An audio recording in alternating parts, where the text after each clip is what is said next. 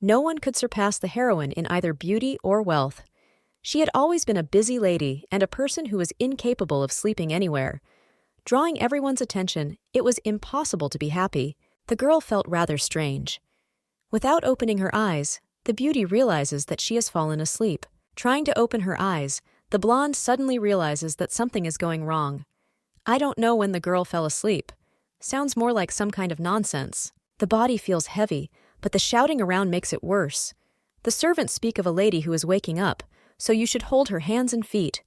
The noise crawls into my ears, curling them into a tube. Once the blonde is up, she is seated on the bed in a comfortable position, and the maids flank her from all sides, beginning to make her beautiful. Manicures, pedicures, and hair are some of the most important things. Trying to turn her head and resist, the girl is interrupted. One of the maids asks her not to fidget, as there's a good chance of ruining the beautiful makeup. Belle doesn't want to hear a word. Calming down so as not to cause much trouble, the Virgo builds up a chain of events that happened. The last flashback shows the heroine drinking tea. Obviously, something's been spiked in there. The drink was brought by a merchant with whom the lady is cooperating. Maybe someone drugged her or something, but how dare they do that to the daughter of the most powerful family to kidnap? The maids are the people she hired. Changing the subject, the girl asks why the wings of her nose are drawn differently than usual.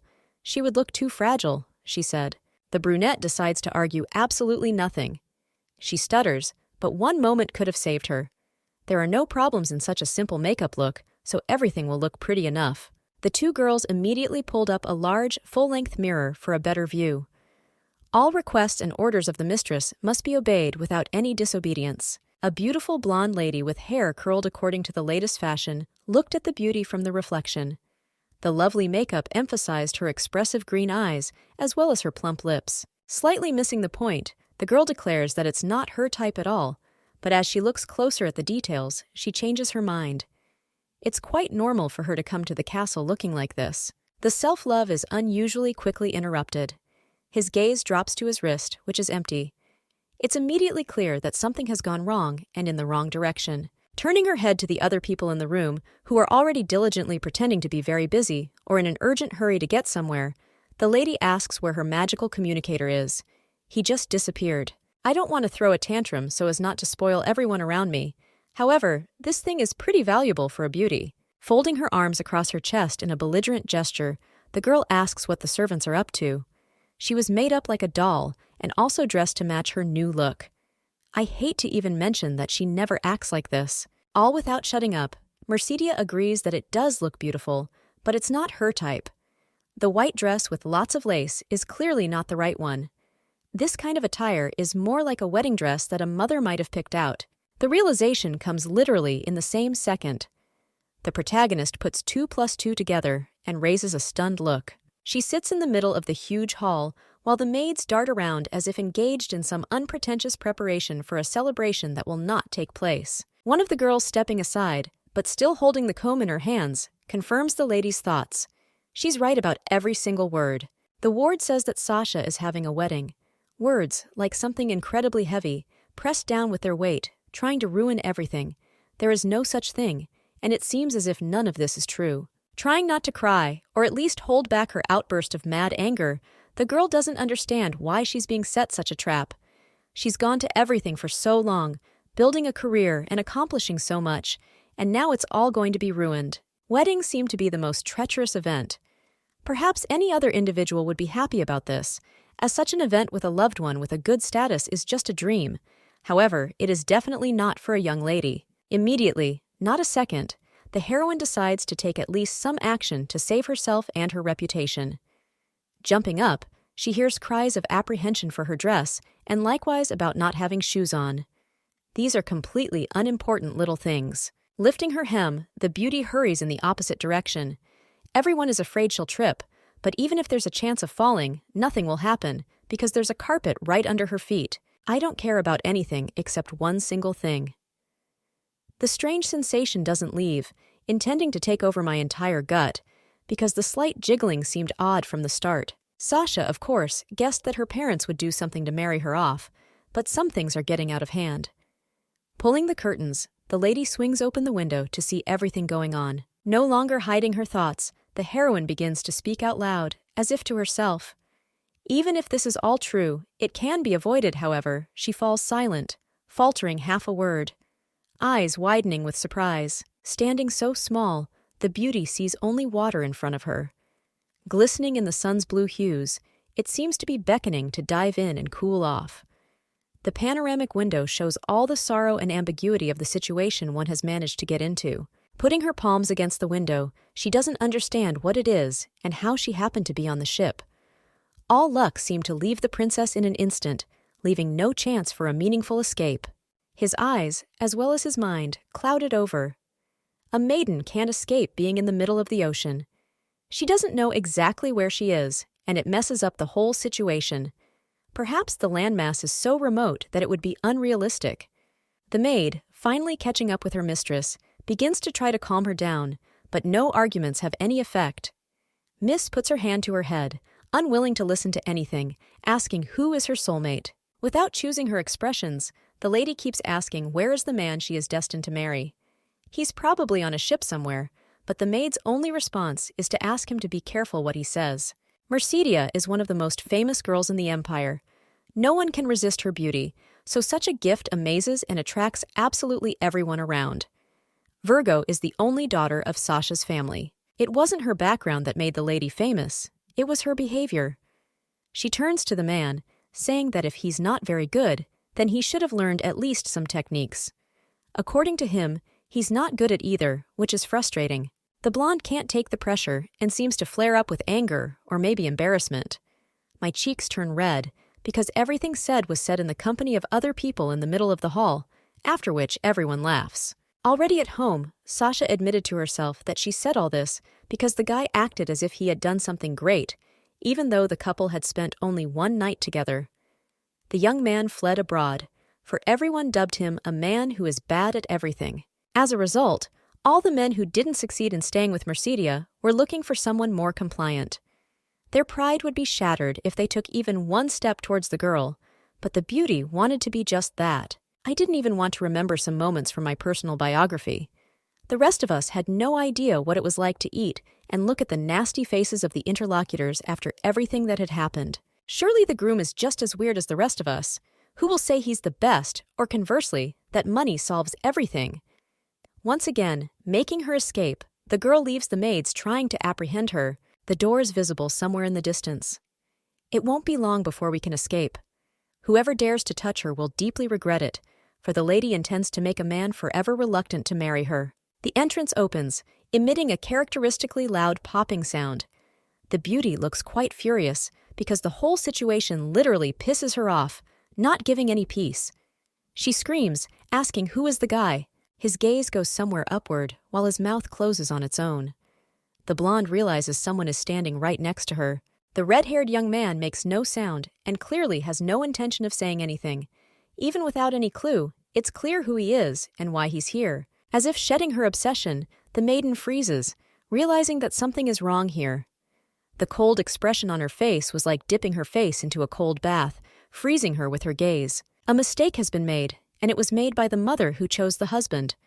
Trying not to say anything unnecessary, the lady wonders what this man is doing here. Still without changing his face, the young man is no longer silent, but asks only a simple question. What? He is being blatantly stared at by a person who is clearly out of her mind, and it can't help but be titillating. This man is a naval admiral. Demetrius Cyprian is a famous hero of the Empire's war, even if he is quite young. All around him are well aware of all his exploits and accomplishments. After attaining the rank of admiral, he did not lose a single battle.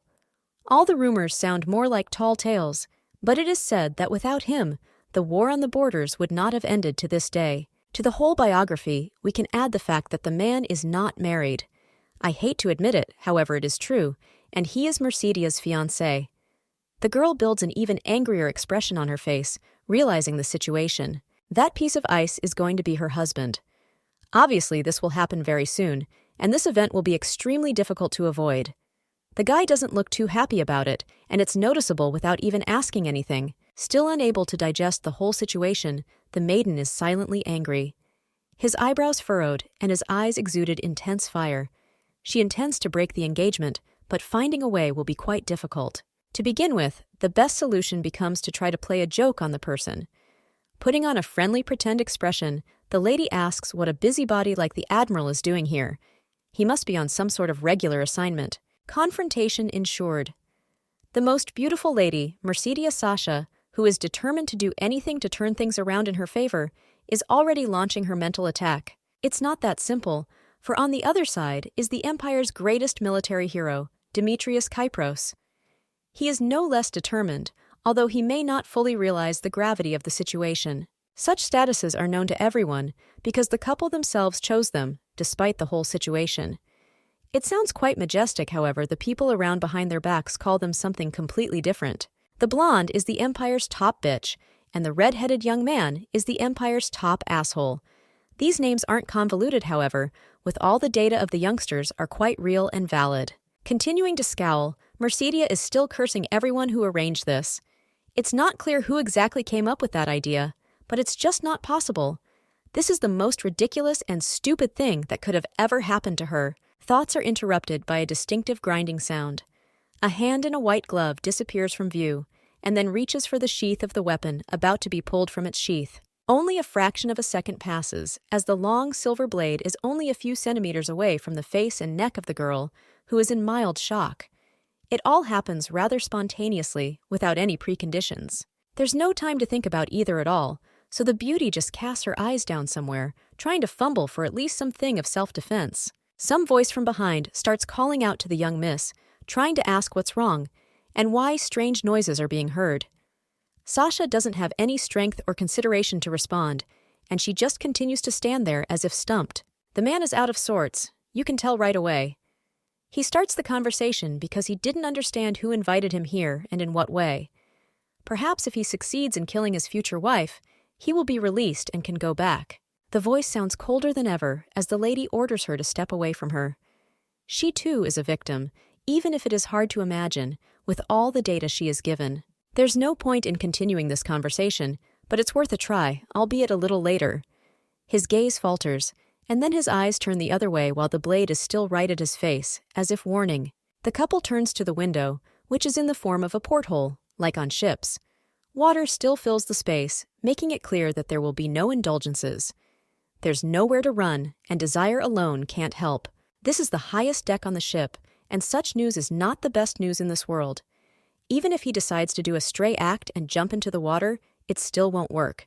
This is not a normal plan. The eyes shift again, as if on their own, to the brunette standing a step away from the lady. A strange feeling lingers, like there's something wrong with this guy. That's certainly not what a man who wants to marry someone looks like. Trying to provoke her thoughts, the blonde intends to find out the questions that interest her. One of them is why on earth did the guy bare his sword without any warning, thus taking the girl by surprise. This behavior is beyond embarrassing. The Admiral is obviously not even thinking about what exactly his answer should be. He turns his head in the opposite direction. Already heading for the door, the man finally says something. According to him, he will reflect on it after he has killed everyone on the ship. The blonde's face turns purple with anger, because the interlocutor has obviously lost his mind. Calming down a bit, remembering to keep her cool, the beauty realizes that the man is not lying. If need be, this guy can finish off even his own soldiers. There's no way she's backing out right now. The maiden stammered out something she wanted to talk about, but was interrupted at the half-word. The plan falls apart before his eyes, because the young man turns sharply to the side. It's all going the wrong way. In her thoughts, Mercedes repeats to herself that everything will be okay.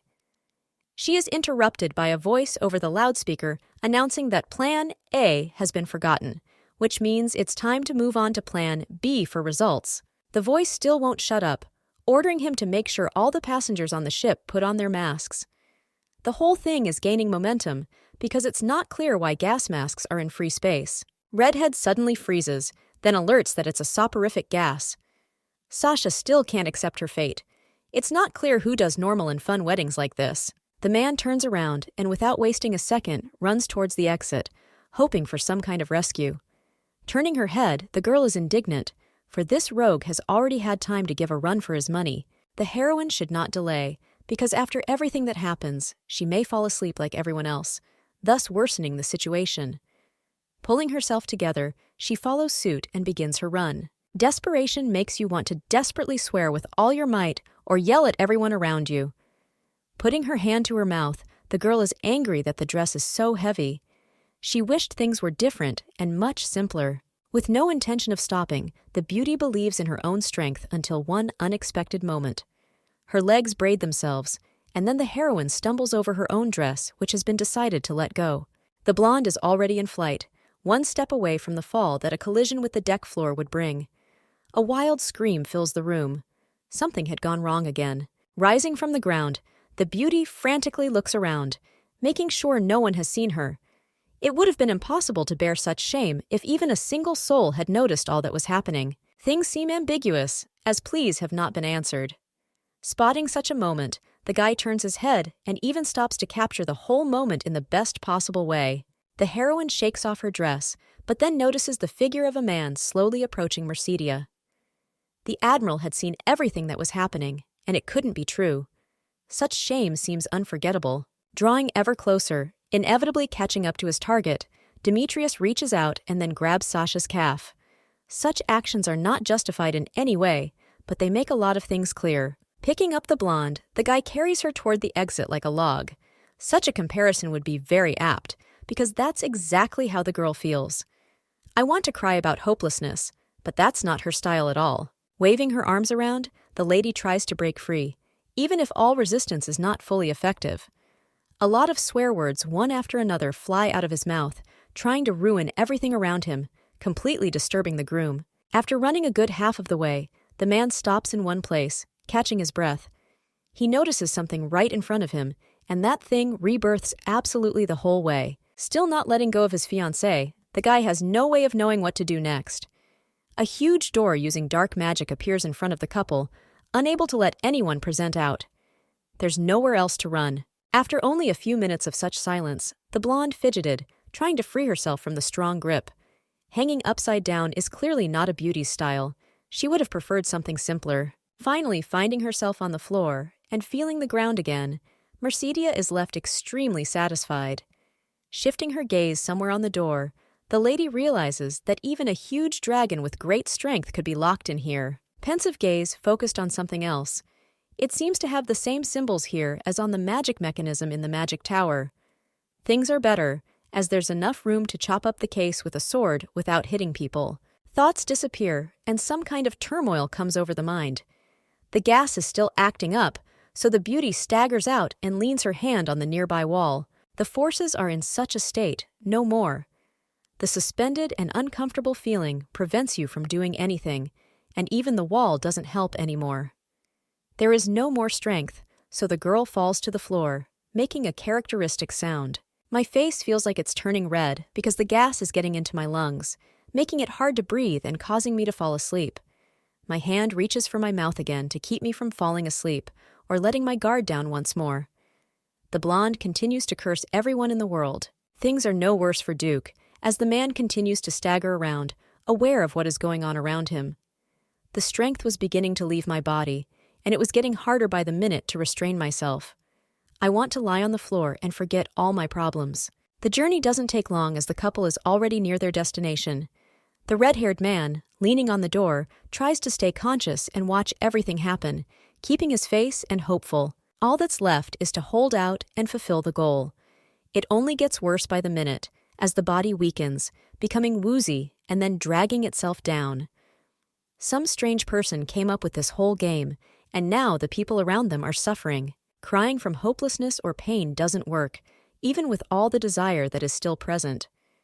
His gaze fumbles for something nearby, while his eyes become unusually angry, literally at the same moment. Right on the other side is the female protagonist, who looks back at him with a malevolent stare like a small replica of the man. Such a confrontation seems unusual. Grabbing his face with his hands, the guy screams that it's a punishment to marry a woman like her. However, the lady finds an answer by screaming that she didn't mean it. The lady opens her mouth to continue her angry tirade, but is interrupted. The dizziness catches you off guard, giving you no time to react in any way. The girl realizes that she's probably blacking out again, but she should pull herself together because while she's out, something is bound to happen. I wonder what people's actions will be at a wedding when the bride and groom are emotionless. Redhead apparently feels the tension hanging in the air as well, giving no rest to anyone. So he grabs his throat, trying to loosen his clothes. Making sounds, he realizes it's difficult in this state. The maiden's eyes rounded at everything that was happening. Moments pressurized the brain, preventing proper concentration. For some reason, the groom suddenly became incredibly handsome and attractive. Turning away with obvious hidden annoyance, the girl remarks that she shouldn't have looked at the guy just now. It's a shame that she won't be able to capture this image, because its beauty would like to be admired later. There is no longer any strength to fight. My eyes seem intent on closing on their own, and everything ahead is floating like a bad dream I don't want to watch. The groom's silhouette floats behind. Not even 10 seconds later, the blonde passes out, lying on the floor without any feelings. The admiral nearby leans on the wall with his last strength, but soon follows the advice. My eyes slowly open and immediately stumble into a bright light. The sounds of the wind whipping around are dispersed, blowing against my cheeks. This is the second time Mercedia has woken up like this, and it can't help but be alarming. Her gaze lifts to the sky, and shock catches the girl off guard. Sasha can't believe her eyes, for right above her stretches a dark night sky that makes it clear that it's long past daytime. Feeling the surface, the lady realizes it's a sleeping boat. However, she is not being rocked, which means she is no longer in the open ocean without any warning. The maiden jumps up in a split second. There should be guards everywhere, but not a living soul in sight. Perhaps it's just the shore of a continent without a single servant, but that's very much on the mark. One turbulent thought flickered in my head, keeping me on my toes. There's something wrong here, and the beauty even knows where it might be. We can only believe that the speculation is not true. The place is simply an ordinary island. It is rather somewhere quite far away from normal civilization. Precisely not worth it, the journey promises to be more than interesting. Trying to distract herself from the bad thoughts, the blonde decides to examine the boat they were sent here in. The eye is immediately drawn to some dark thing that is clearly out of place. A military uniform is in hand, and the heroine's face immediately changes from puzzled to angry. She could no longer physically tolerate Demetrius. He has manners after all. There are more important things than hostility right now, so hesitating slightly, Sasha puts on her cloak, carefully throwing it over her shoulders. Since it's nighttime, that means it took a while to get here. Walking to the end of the boat, the girl found some colorful boxes. They didn't really draw anyone's attention, but any lead at this point was very important. Moving away from the scene and finding the supplies, the maiden realizes that they are most likely survival supplies. Now things are starting to fall into place, showing why they were dumped here. It's suspiciously quiet, so the lady starts turning her head. It feels like no one else is here, and she herself is trapped in this spacious golden cage with this pile of unsupportable things. During one of these turns, the Duchess notices something in the distance. By putting her hand on it, the lady tries to identify the object. Apparently, there is a huge forest there with lots of wildlife. Looking somewhere in the distance, Beauty remarks that she shouldn't go there. It's completely dark in there, and the branches of the wooded area block the passage inside, making everything even more ominous. It's really too dark in there. In the depths lies the worst of it. The girl is simply too scared to take any action at all. The best solution that will go to help is under no circumstances to not get discouraged. Jumping up and wiping away tears, Mercedia is determined to be strong, so she heads to the other end of the boat. Opening one of the boxes and then the next chest, the heroine hopes to find at least something.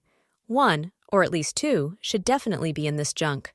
They are obligated to help in this situation. My hand keeps digging somewhere in the compartment of useless garbage, aka stuff.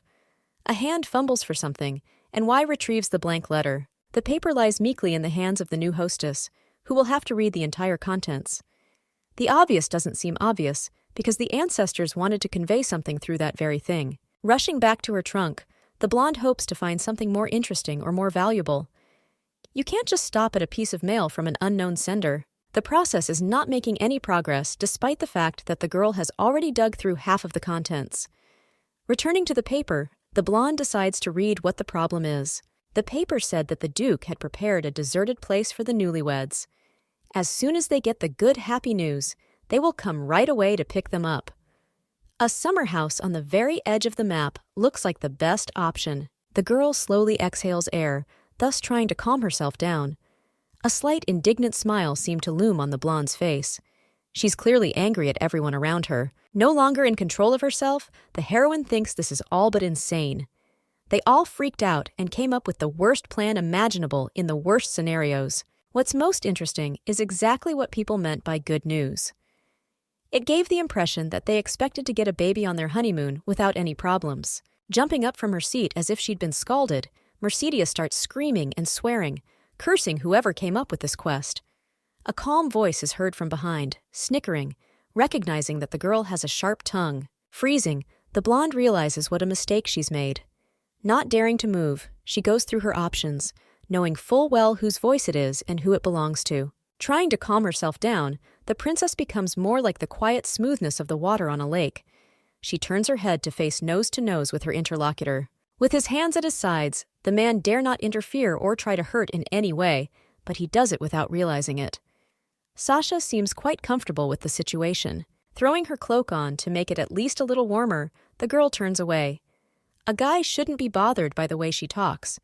In her opinion, there's no one here, which means you can do whatever you want. Belle walks off to the other side of the boat, intent on starting her journey, or at least avoiding such unpleasant company. As she approaches the end of the transport, she jumps off, ending up on the ground. There is nothing but impenetrable sand everywhere, which makes sense since they are on the beach. Ankle-deep feet stuck in the substance, giving the blonde time to ponder what was worth doing. The pain just seems unbearable. It's not clear why the people who shoo her put on high heels if they wanted to send the lady to a desert island. This whole thing is just disgusting. Wearing ugly shoes under a dress isn't forgivable either, so it's worth tolerating even that. A guy interrupts her from her thoughts and holds out his hand, thus throwing the lady into a slight stupor. He seems very handsome, just like that, just standing there in his shirt in the moonlight, which falls in even glare on his face and clothes, illuminating the most important thing. You could capture such a sculpture and then admire it for hours on end. While on guard, the young heroine asks what he wants. He might realistically want to take her hand, but that option seems little realistic. The young man stiffens, squinting his eyes. Smirking, it's as if the red-headed man is bitching at Mercedes, despite all her merits.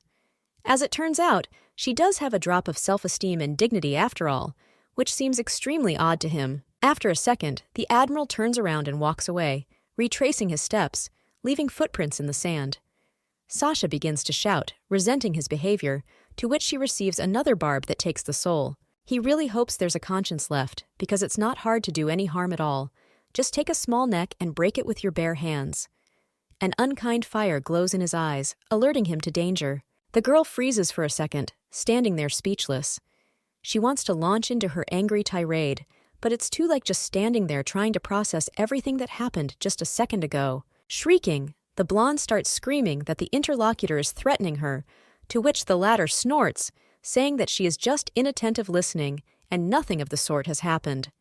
She should reflect on her behavior. After all the yelling, the red-headed man turns back towards the girl. She can't shut up, and it's taking its toll on my already frayed nerves. The girl keeps resenting it. She's not a cow or a pig to be called that. It would be worse to be called an animal, but it's pretty much the same thing in that sense. Suddenly, it reaches her, and she asks if he knows her name. Silence, like a smokescreen, hangs between the pair, finding a tangible substance in the air. Freezing, the beauty can't cover her mouth in surprise. He really doesn't know her name. Trying to reach out, all attempts fail.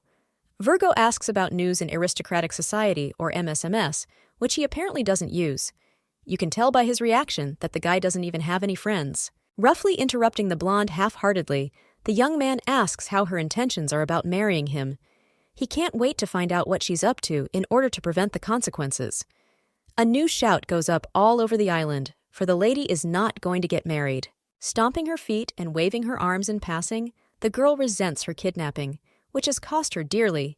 But if she had planned the whole thing, she wouldn't have disturbed herself and gassed herself. Without stopping to gape indignantly, the heroine asks for an answer to her one fairly simple question. It's important for her to know if he wants to get married, and a pushback answer of no flies off his lips. Virgo does not appear to be a person who is happy in this position. She doesn't look like someone who enjoys fooling people. Her gaze involuntarily freezes, focusing on the groom. There's definitely something wrong with this man. Maybe in his head he's having a confrontation right now, and afterward he'll actually kill his soulmate. The strangest scenario that could happen is a peaceful resolution. The young man says that it doesn't matter, and then, turning around, is about to leave the scene. Already leaving, the guy only hears another scream behind him. The protagonist continues to tread the ground, throwing obscene words in her husband's direction, showering him with compliments.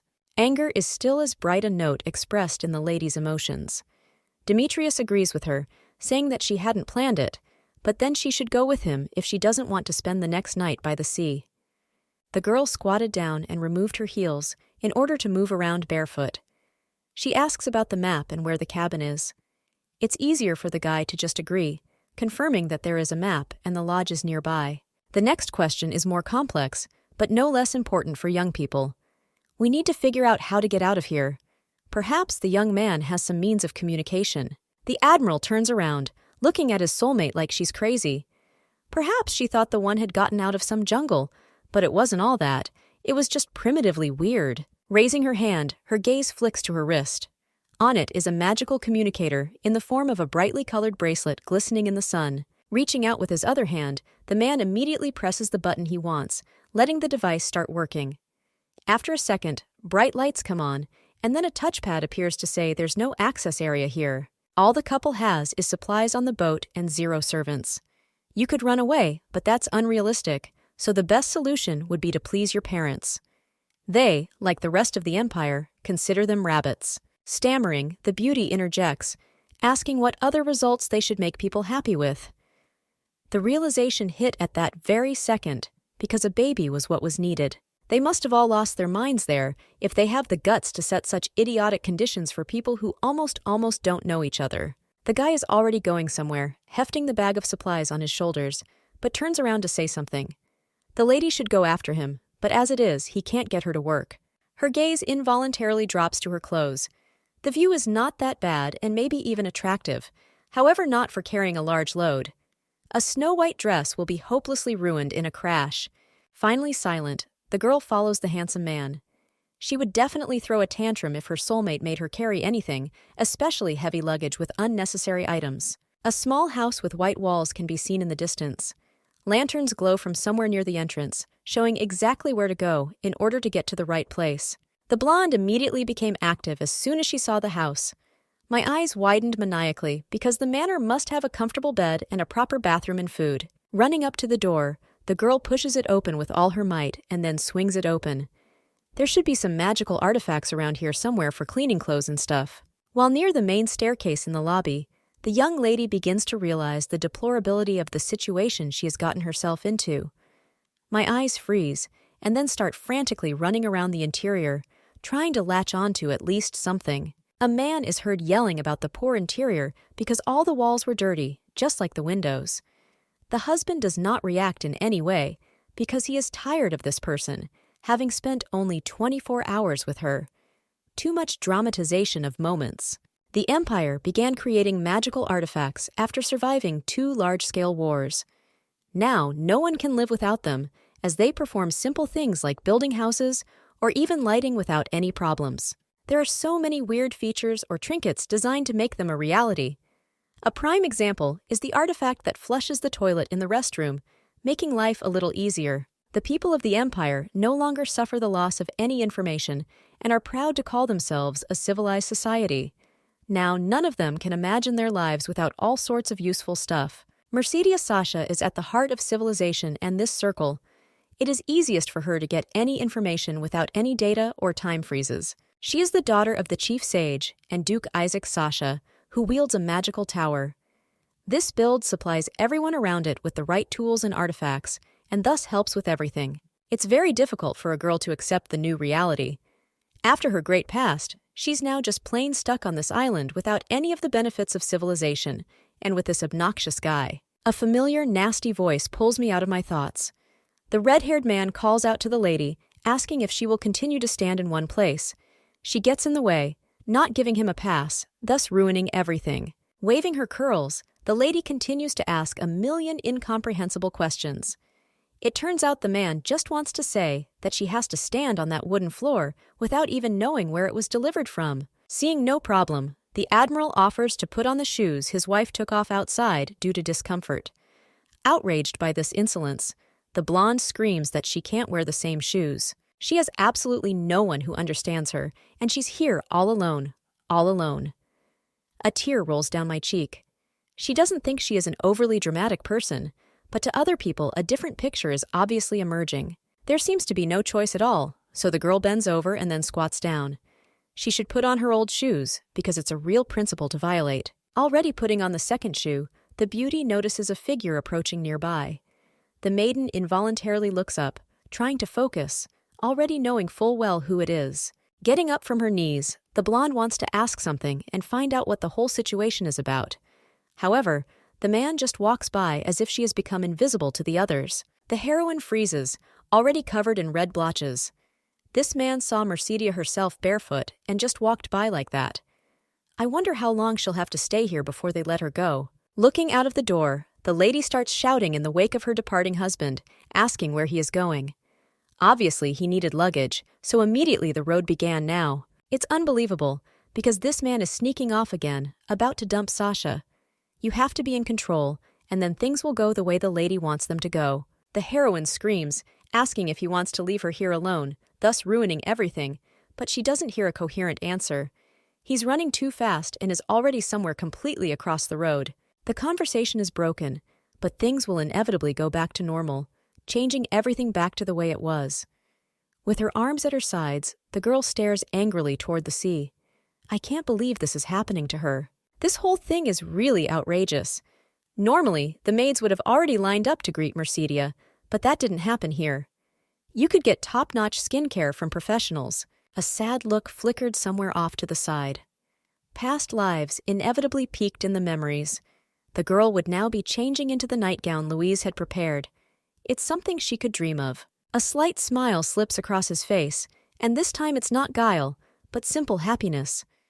The lady really can't wait to get home and get her all back in the way it should be. They all must have cooperated with the wedding planner as they were in the preparations.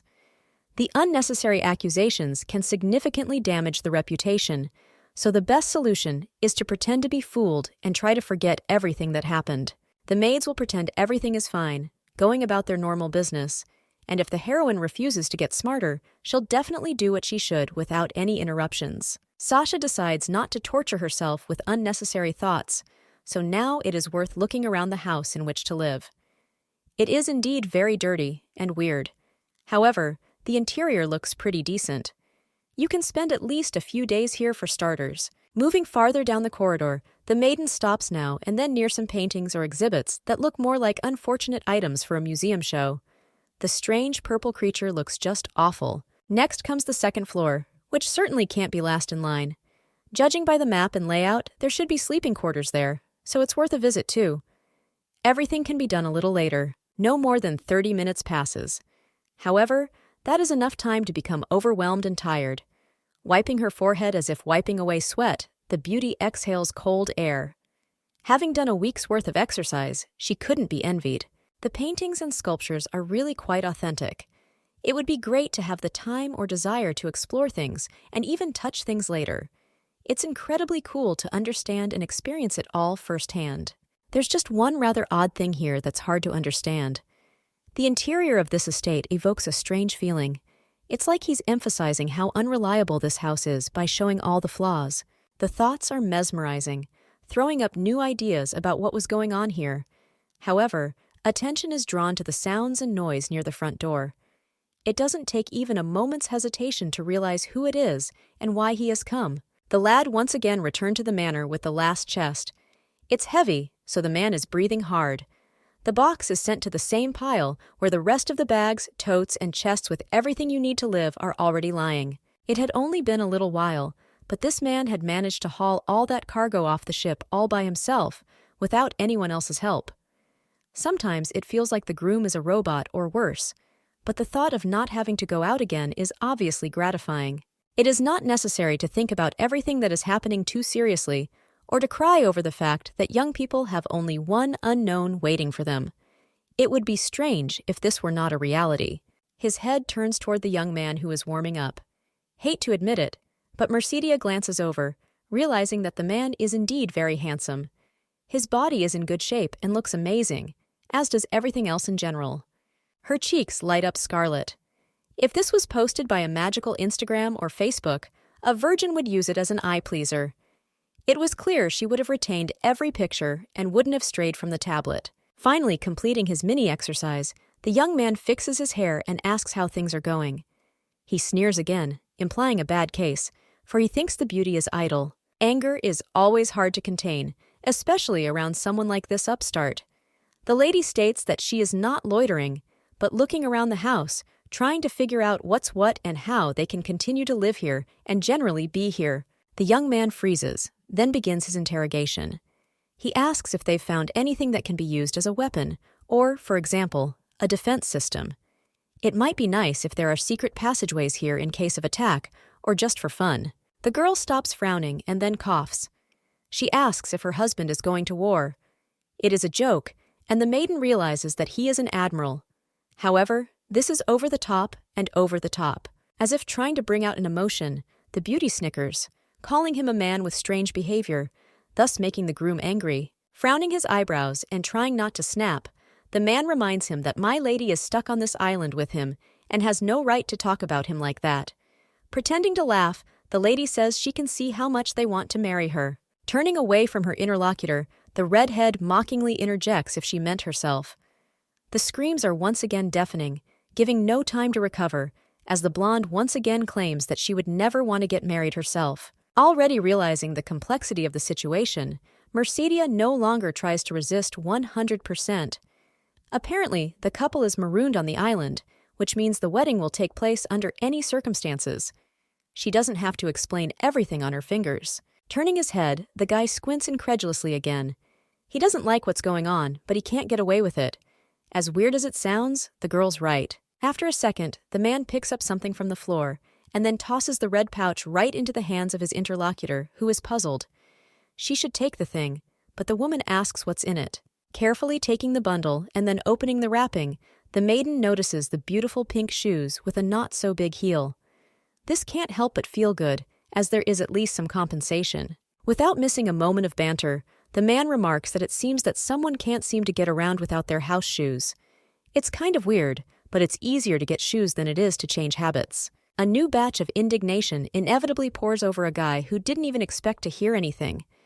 Mercedia doesn't understand who even wears pink shoes under an off-white dress. Her husband's face turns purple with anger while he tries to keep his expression as calm as possible. The girl keeps going on and on about how this kind of thing is totally out of fashion. Survival on a deserted island equals a score of 1. It's going to be difficult. Without shutting up, Sasha states that this house was built with an open structure. This is dug up from a bygone era, and the trend is outdated. Rather, it was built over 3 years ago, thus sealing its fate in the future for visitors. As if cutting off from his shoulder, the red-headed man suddenly says that the estate was built less than half a year ago, which is a pretty small amount of time even for someone not as advanced as him. There is absolutely nothing here that matches the perfect and new style. It cannot but be strange, because someone bought and built this house far away from everyone, not for the sake of so to equip it, and then spoil the mood of vacationers for the rest of the year. If someone starts such a business, and on a desert island, he certainly wouldn't use a design from 3 years ago. The man agrees and nods because he has nothing more to say, even though he doesn't agree with all the expressions. Thoughts are rushing through my head in a strong stream, but none of the necessary and really important ones are visible here. Perhaps people had other reasons besides getting married and having a baby. That way, it would work. Turning his head away, Demetrius disagrees. After the inspection, we can say that the defensive structure of the mansion is in a rather damaged state, or rather, it is absent at all. They had only one goal, and it had already been voiced. I don't want any slander, and after all the arguments made, it's clear that it's okay, however, they still kidnapped the couple, which means there was a strange motive here that is not explained in any way, because no one warned anyone. The man suddenly hears or sees something, and so he takes off from his seat, already at the ready. The running is not too fast, but it makes absolutely nothing of an understandable situation. The girl yells something from behind, asking what's wrong and what's the rush. Putting her palm to her face, the blonde tries to figure out what she should do first. It can't be soporific gas again, as there is absolutely no good reason for it this time. The guy gets to a certain spot, and then stops like a halt.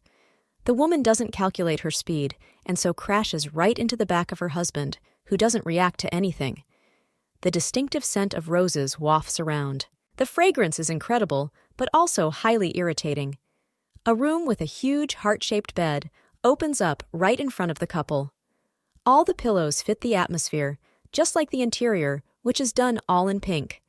Flower petals are lying on the bed. Both of them freeze as if bereft of any senses. There seems to be no more ways to surprise them after what they've seen.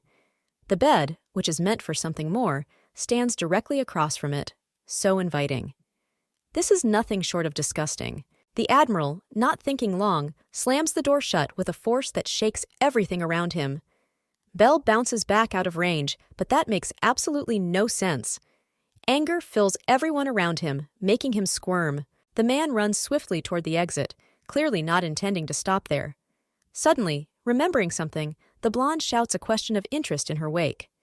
It's important for her to know where her clothes are because she doesn't want to stay in a white dress. Starting to run, the lady finally catches up to the guy, stopping him with her hand. He'd gotten those pink slippers somewhere, which meant there had to be some other normal clothes somewhere nearby for sleeping or walking around the house. A minute passes, but there is still no response. Unable to take it all anymore, the blonde grabs Demetrius's head and grabs his hair, screaming about how annoying he is to her. The height difference gets in the way, and the problem is pretty colossal. I have to stand on my toes, but my legs are failing me due to fatigue. There is an unpleasant shivering sensation throughout the body. Intercepting his wife's hand, the guy remarks that she has chosen a great position. She shouldn't think that she's only survived because she can't be killed, because that's not true.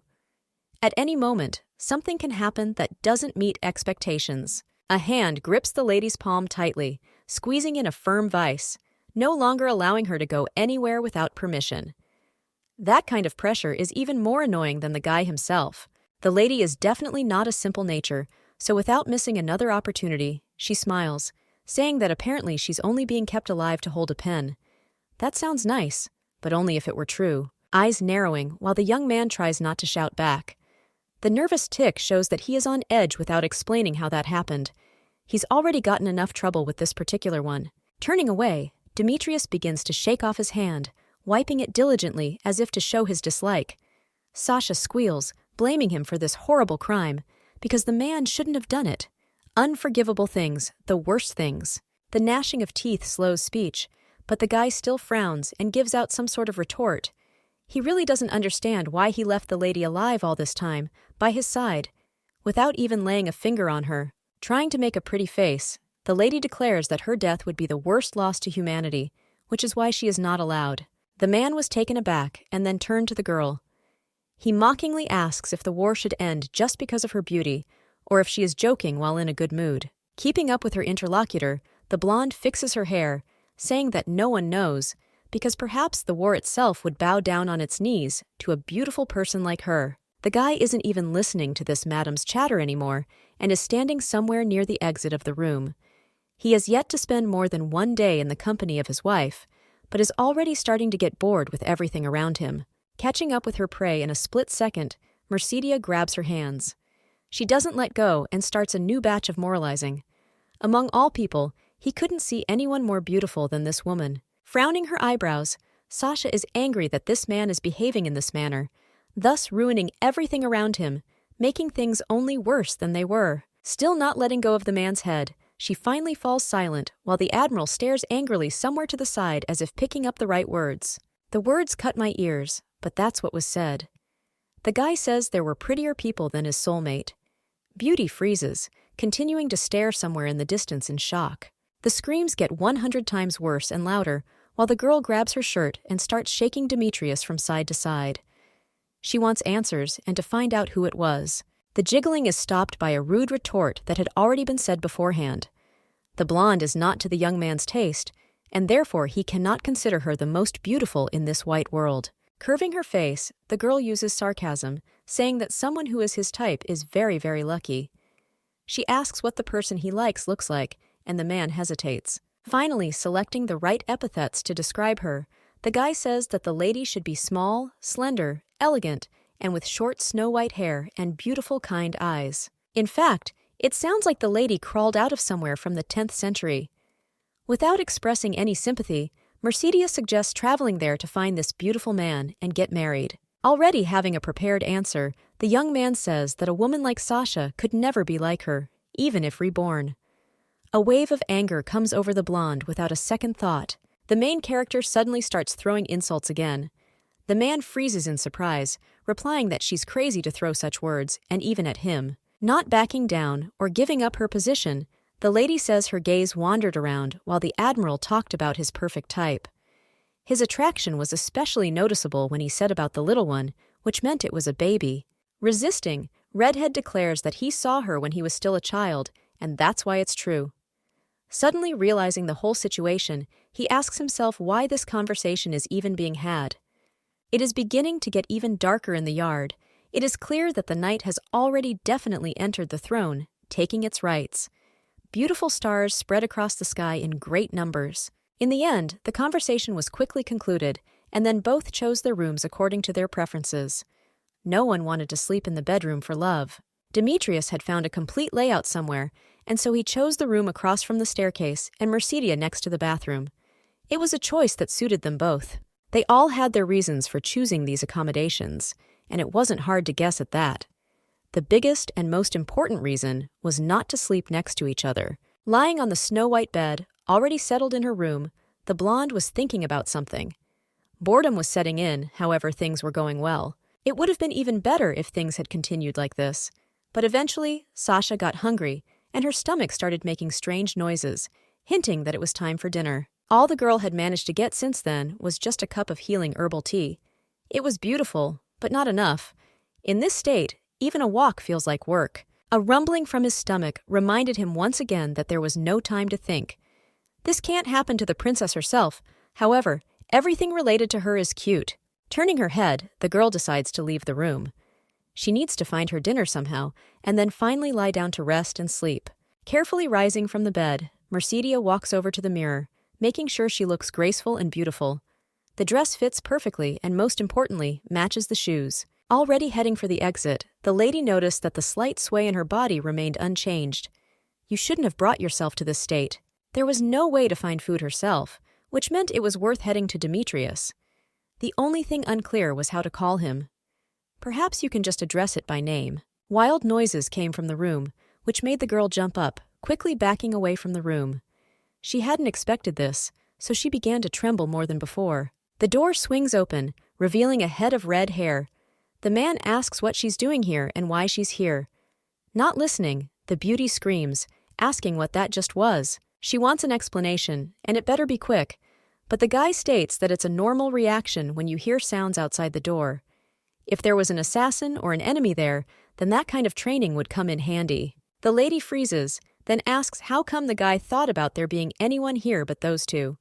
Without expressing any emotion, the young man says he assumed it was Mercedes. Without giving time to think, the admiral asks the same question again, which is already commonplace. He wonders why she came to him. The protagonist rests her arms at her sides, asking if Demetrius has had dinner. She doesn't want to hear a positive answer as it's not fair. The man freezes, interjecting once more. He is suspicious of everyone and everything, so he asks why his wife needs this information. Turning away, the woman lifts her hand, stroking her hair. She didn't mean to say exactly that, for the protagonist had never even set foot in the kitchen. Already not understanding why she needs all this, the lady says she doesn't care, and if the guy doesn't eat, even for 24 hours, she won't care. Showing no emotion, the admiral notes that the one is being dramatic. Words don't match reality because the lady had to give up. She stands by the beautiful apron in the kitchen and stirs something diligently while cooking. There are more things in the world that can make Mercedes even more perfect. This will be the easiest thing to make because you just need to turn on the fire and then it will cook itself. The strange confidence of newbies is always the scariest thing. Putting the skillet on the fire, the girl remembers about a cooking show she was watching. She's sure she can at least make soup since she's watched these shows so many times. After frying the ingredients in the oil next, you should add water, and I think boil it. A chef on a cooking show would definitely have passed out by now due to unprofessionalism. The girl continues to do her thing, realizing that not only is she truly the most beautiful, but she's also making great plans. Now, it's time to add the water. The pungent steam starts going in all directions, combining with the hot splashes of oil and water. Demetrius runs over to the table and grabs the girl, covering her with his body. There is just an unreal burning smell coming from the skillet, and also the oil still won't settle down, continuing to sizzle and splatter in all directions. The couple still doesn't move from their seats, watching everything that's going on. It's hard for a man to find decent words and not offend a pretty girl too much. Sasha's eyes widen as the individual tries to figure out what the gimmick is. She did everything strictly according to the recipe and ended up miscalculating, getting results she certainly couldn't have hoped for. Redhead finally retreats away from the lady, starting to literally stutter with anger. He clearly wants to say absolutely everything he's thinking right now. Grabbing the shoulders of her interlocutor, the Admiral begins to question, finding out what she wanted to do with this cooking. It was probably all about suicide or worse. Turning her head away, not wanting to hear anything, though feeling ashamed, the protagonist asks why the guy is so concerned if he was going to kill her even yesterday. Dealing with this particular reality is almost unrealistic. I want to scream or actually kill her, but I have to restrain myself. He exhales air, and then says he too wonders why he suddenly has a conscience and is now acting like this. The lady moves farther away. Finally, she is released from the clinging grip, freeing her and giving her at least some air to breathe. Already about to leave to clean up, the man turns abruptly and asks to stand where the girl is standing. Now, he says, she's a kitchen pest and doesn't deserve to cook. Not even 20 minutes pass, however, the beautiful lobsters are already cooking on the grill. They beckon with their scent, which spreads 3 kilometers away, clearly attracted. After a while, the girl is already sitting at the table with her napkin on so as not to get her clothes dirty. There's a mountain of food in front of her, and she's surprised because it's unrealistic to eat it all for dinner. First up, of course, would be the shrimp, which smells the most appealing. This is one of the princess's favorite dishes, so she's not about to say no. The young man asks why it can't be done as he asks. The ingredients will simply spoil if not eaten in time, and then there's nothing you can do about it. Turning away and back to the person he's talking to, the guy asks what she was even thinking when she made all that mess. The food will soon spoil, so if the lady is not full, she can find a lizard and cook as she sees fit. Rising from her seat, Mercedia calls Demetrius a barbarian while he calls her a kitchen pest. Obviously, that nickname will stick for a long time now. Picking up her fork and knife, Sasha looks at the plate of food. She's got quite a few thoughts to digest faster than she can start eating. The guy fixes his hair and asks what the maiden is staring at food like that for. There may be something in there that she can't eat because other options just aren't being considered. The beauty doesn't give a hint, but after a few minutes, she finally gives out the answer she wants. She says it's just the opposite. Lifting one of the lobsters into the air, the blonde quietly asks how one should eat this thing. Obviously, the woman doesn't even know the name of the dish in question. This reaction could have been quite funny, but instead, the man only sighs doomfully. Surviving in the same place with this girl was going to be even harder than he thought. Starting to peel the shrimp, the guy gets all his hands and clothes dirty, all while wailing about what a pathetic sight it is. If he hadn't killed her, she herself wouldn't have survived 3 days, because she knows absolutely nothing in this life. One of the peeled ones is sent into the girl's mouth, who makes a joyful sound of bliss. She's clearly enjoying the cooking. The young man stares and opens his mouth in amazement. The lady is definitely accomplishing something with her behavior, but it's all ambiguous because it's hard to figure out. Making an innocent face, the blonde says it doesn't matter, because Demetrius said he's not interested in her because the heroine is not his type. Leaning over, the man moves a little closer, bringing his hand up to wipe the corner of his mouth. If she's not his type, it doesn't mean anything. The guy can do anything he wants, no questions asked, if he wants to. Realizing that the situation is entirely in the girl's hands, the individual smiles and then pretends to be indifferent to everything said. A finger dips down to the young man's chest to draw a light, weightless line. She's playing a game she herself started by saying how terrified she is of such a formidable statement. The Admiral tries his best to find the right words, but everything turns out completely different from what he would like. He starts stuttering like a schoolboy and turns purple with anger again. Deciding to get rid of such a crazy woman faster, Demetrius grabs a plate and with the speed of light starts cleaning the lobsters so they can be eaten. The lady next to me just laughs softly. Finally, everything is ready, and then dinner is complete. The only thing left on the table is a mountain of dirty dishes waiting to be done. Almost all of the food was able to be placed in their stomachs so it wouldn't go to waste. Opening the door to the other room and already in her nightdress, the girl follows somewhere, thinking about how much she ate today. She doesn't really care too much about the problem at hand, so she hums something to herself. Stopping, the beautiful woman thinks about how hard life is without at least one servant. She has to change into her many dresses and nightgowns herself. There are many more things you have to do all by yourself. One of them is closing the curtains before going to bed. It's done rather slowly and lazily because of the large glass. Your gaze is drawn to something outside the window you didn't even intend to look in. Something interesting can be seen in the distance, keeping me on my toes. There is a strong wind outside, whirling the leaves around, but not at all dispersing the clouds that have gathered darkly in the sky, shutting out any notion of the moon and stars. His gaze darted to the cloud, while his thoughts couldn't help but worry. Not so long ago, the stars were visible, but now everything has changed, as if completely unnoticed. As she closes the curtains, the heroine notices that everything that is happening is unreasonably driving her into depression. One feels a strained atmosphere that lies like a heavy burden on the soul. Already in bed, the girl is thinking about her fate, realizing that it is necessary to try to get off this island as soon as possible. There's no energy for that right now, so she reaches over to turn off the nightlight. You need a good night's sleep first. No more than an hour passes, after which it begins to rain. The wind is subsiding a bit, but the drops are getting bigger and bigger by the minute. The animals are trying to hide. One of the squirrels notices something in the distance of the forest, so she runs away from the scene, jumping from the tree to the ground.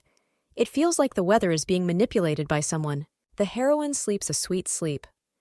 At least in her dreams, she sees something pleasant, as if she is no longer on an obscure island in a depressing environment with one person, but water droplets start dripping on her nose. A second later, it was as if someone was dunking the maiden in a tub of cold water. The drops are no longer tiny, but more like a full-blown shower. It makes you quickly open your eyes in surprise. Jumping up on the spot and then sitting down on the bed, the girl screams what she can, because being in nirvana, she clearly did not expect this turn of events. Calming down a bit, she realizes she can hear the sound of rain as if she were outside. Something is pouring right on top of her like it's water from the sky, even though there's supposed to be a roof and walls. Lifting her gaze, the beauty freezes, staring up into the air in surprise.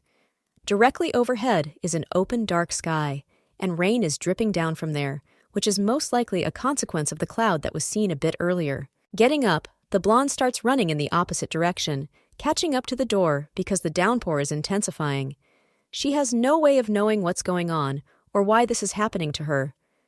The ceiling disappeared somewhere, thus only ruining everything. The hand no longer covers her face because it makes no sense, while the lady holds on to the hem of her dress. She needs to get to the first floor and find a place where the water won't reach. Running next to the stairs, one of the walls suddenly decides to suddenly fall down. The rumble spreads throughout the estate, and the house itself collapses like a building of cards. Another wall follows, while the protagonist is outraged, cursing all those who dared to create such living conditions.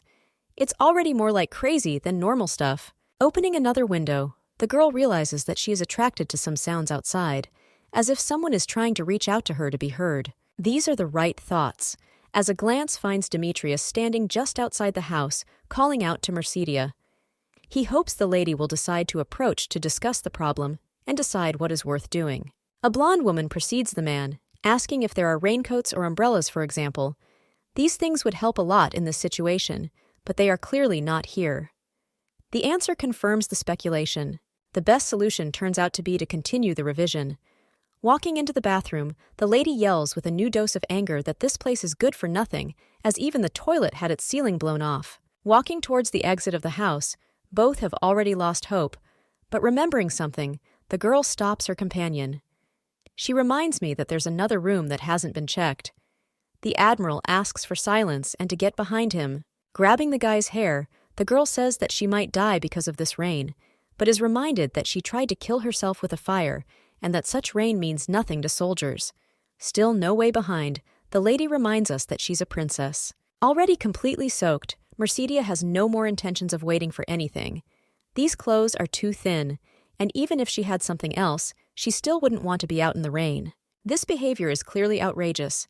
First, he makes all these spectacles, pissing the lady off, and then he makes things worse, precisely by not wanting to obey. Already about to continue her tirade, The blonde realizes she may have made a mistake. I shouldn't have drawn attention in a situation like this, or things could go wrong. The word that something might be done to her pops into her head. What can be done in this situation if she is dared to be touched? Gathering all her courage, the maiden tries to keep her face without giving the appearance of being afraid. Maybe if something happens, it makes sense to try to get out. Emotional clutches don't give you time to think about anything. Sasha hasn't met such handsome men before, despite the fact that all the rumors about him are just awful. His body is beautiful, but how would she know about his habits? The girl continues to crumple in thought. If it happened, she wouldn't even notice. The admiral takes off his jacket and throws it over the shoulders of his interlocutor. Pulling the princess out of her thoughts, he asks her to follow him, calling her weak. There was some truth in the words, but not more than 10%. Advancing inside the house, the couple finally gets to the right room. Unlocking the door, they enter the room and then see the hated bed again with a barrier of protection around it. There seems to be no end to the cunning of parents. The water barrier only extends above the bed, so being in different corners of the room is obviously not going to work. If everything is set up this way, then the rain is also created through magic. If that's the case, then Isaac Zas created it. The girl is angry, hoping her father is stuck in yet another confusing error of a new theory. The pair stand silently, contemplating plans for revenge against this man. They will definitely retaliate in some way, because creating such conditions is the worst thing you can wish on a human being. Squeezing through the barrier, the girl sits down on the edge of the blood, just as the admiral did. They both sit in complete silence, hoping the awkwardness will eventually go away. Taking a closer look at the furniture, you can realize that everything is made of the highest quality. It's ridiculous, because in such a worthless mansion, everything is made of the finest materials. Thoughts are interrupted by a heavy noise very close by. Grabbing some nearby item, the man tosses it to the floor next to the bed. There is a broken blue vase lying on the floor that has crashed and suffered this fate. Stuttering fearfully, the beautiful girl asks what's going on, to which she is told that she should have made sure that barrier wasn't banning them inside. Already growing tired of the lady's temper, the young man asks her to stop yelling right in his ear. Not listening to advice, the lady is outraged that after all Demetrius is still complaining. He probably doesn't even know the value of that vase. Approaching, Duchess says she should have thrown something else. A rose appears in the man's hands, which he clutches. Obviously, he had to throw a flower. Swinging again, and without giving his companion a second thought, the young man throws the rose on the floor next to the vase. There isn't as much noise this time around, however, it is extremely disruptive due to the extra movement. The rose is somewhere in the table, digging its thorns into the wood. The wind shakes the flower evenly, leaving droplets on the surface, reminding me of its presence. As he sits down, the guy notices that it's not just inanimate objects that can penetrate him. Grabbing a pillow, the heroine swings around, screaming about how she was right, but she wasn't listened to. Throwing a pillow right in the man's face, the girl goes on to talk about how the man doesn't even think about how difficult it must have been to create something like this. Roses are her favorite flowers, and even they were dealt with appropriately. As the fight continued, the blonde lamented how things had turned out. He has no sense of beauty, and thus ruins everything with his actions for those around him and even the lady herself. The pillow flies, trying to hit his face, but only succeeds in hitting his back. Anger takes over the mind, giving no rest because it's incomprehensible how a man can treat things like that.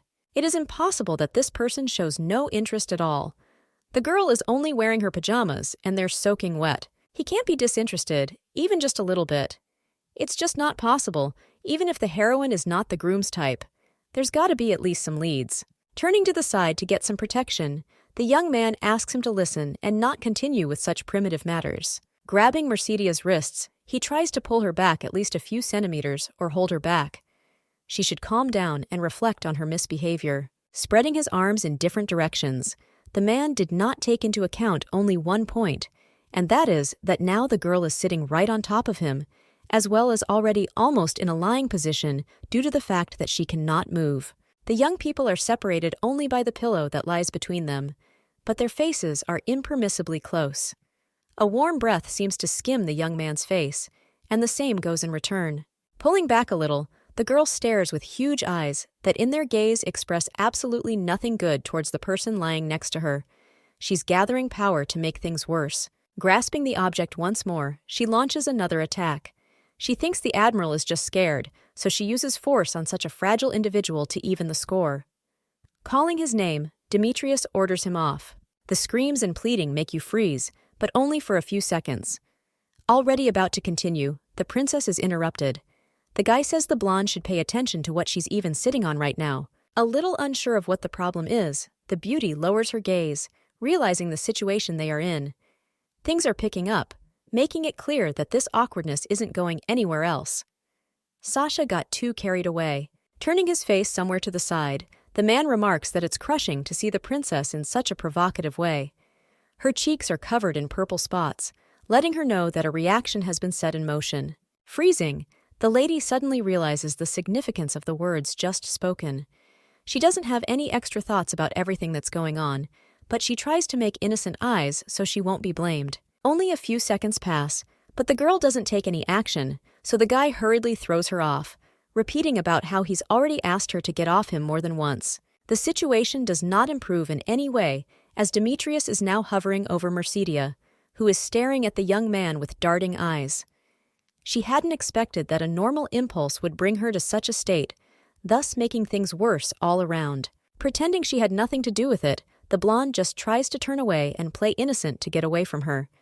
She doesn't want to have to listen to all kinds of teasing for the next week or more. The couple continues to stare into each other's eyes in silence, saying nothing. The silence drags on obscenely for more than a few minutes, thus making one wonder if they really feel nothing for each other. The brunette pulls away slightly, thus moving to the side. Her cheeks remain still as red due to embarrassment that is usually unavailable. The guy averts his gaze, cursing quietly to himself. They remain in this position, not daring to do anything, but the silence is interrupted by the blonde reminding them of something.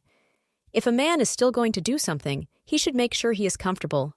Laughing a little, the girl asks, for starters, to release her wrists, because the admiral has squeezed them even harder, thus crushing them. The pain isn't severe, but it makes absolutely no difference. The realization comes over the companion in a light wave. Jumping up from her seat, Demetrius steps back, resenting the situation, saying she shouldn't get her hopes up that they would ever get beyond this point and do something. Sitting up on the bed, the lady asks what this strange reaction is. Continuing her teasing, Princess says the guy looks like he just had a bear hug. Still also unresponsive, the man in turn asks to finally get dressed, or at least cover up so he doesn't have to watch. There's no end to the confrontation. There is nothing here for the lady to change into, because even the cloak that was given is already wet. Switching to screaming, the young man asks to cover the ugly body, to which he receives a shock in the eyes of the interlocutor. Already frankly unable to stand it, the girl moves closer to her husband, asking who here has a more perfect body, literally poking him in the face, to which she is asked to stay back. The man has already given 2 warnings, however it's not working. The best solution is to use force again. The guy takes the blanket and rolls it up into a cocoon, shoving Sasha inside so she won't try anything else. A noise draws their attention, and the admiral decides they are under attack. It all sounds more like absurdity. Lacking the resources to speak with all freedom, the princess denies, for it is all untrue, and no attacks are imminent. The situation is more like paranoia. Mado's mirror appears in front of the couple in all its glory. It flies and swirls around the bed like a weightless thing without any news on the screen. That leaves only one thing unclear and a great many questions. It is not clear what the mirror forgot on this particular island and on this particular estate. Some news is so important that it will be announced this way.